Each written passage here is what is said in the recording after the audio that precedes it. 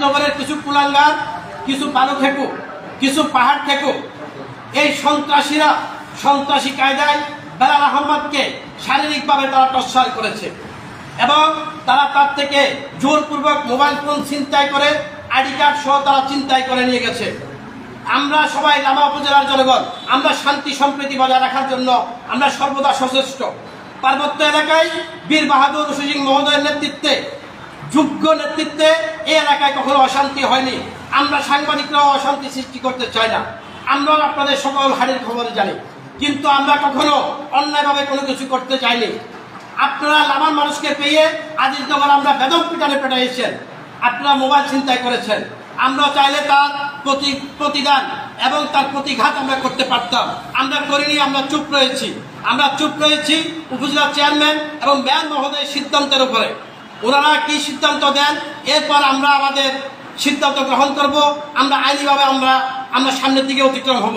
আরেকটি কথা স্পষ্ট বলে দিতে চাই, যে সকল সন্ত্রাসীরা হয়তো চেয়ারম্যানের সাথে আমাদের সাধারণ সম্পাদকের একটু বাকবিতণ্ড হয়েছে, এই বাকবিতণ্ডের সুযোগ নিয়ে অনেক সন্ত্রাসীরা 30 থেকে 45 জনের লোকের একটি টিম আপনারা যেভাবে অমানবিকভাবে একজন লামার সন্তানকে আজিজনগর ইউনিয়নকে বেদম পিটিয়েছেন, আমরাও চাইলে তার প্রতিঘাত করতে পারি, আমরাও চাইলে তার প্রতিশোধ নিতে পারি।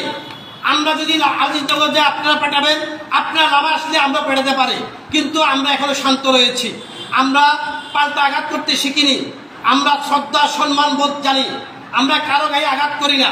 আপনারা আঘাত করে নির্লজ্জের আপনারা পরিচয় দিয়েছেন, হীনমন মানসিকতার পরিচয় দিয়েছেন। সর্বোপরি আমি বলবো, এই ঘটনার সুস্থ তদন্ত সাপেক্ষে সঠিক, উপযুক্ত এবং ন্যায় বিচার আমরা চাই।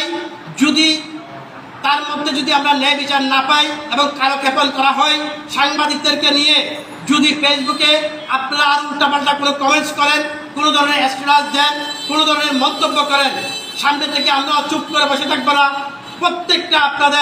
প্রত্যেকটা কমেন্টসের, প্রত্যেকটা স্ট্যাটাসের আমরা পাল্টাপাল্টি আমরা জবাব দিব, উপযুক্ত জবাব দিব। সর্বোপরি আজকে রিপোর্টার্স ক্লাবের সকল সদস্যরা অনেকক্ষণ যাবৎ বসেছিলেন বিদায় আমাদের এই মিটিংয়ের আজকের আমি সমাপ্ত ঘোষণা করতে যাচ্ছি। সর্বশেষ বলবো, আমরা আজকের পর আমাদের সিনিয়র যে সংগঠনগুলো রয়েছে, লামা যে সিনিয়র সাংবাদিকরা রয়েছেন, লামা যে সাংবাদিকরা প্রিন্ট এবং ইলেকট্রনিক মিডিয়ার সাংবাদিকরা রয়েছেন, আমরা ওনাদেরকে এতদিন বলিনি, ওনাদের কাছে কোনো সহযোগিতা চাইনি। আমরা 5 তারিখের পর সকলকে সাথে নিয়ে আমরা তার উচিত জবাব দেব বলে আজকের এই জরুরি সভার এখানে সমাপ্তি ঘোষণা করছি। আসসালামু আলাইকুম।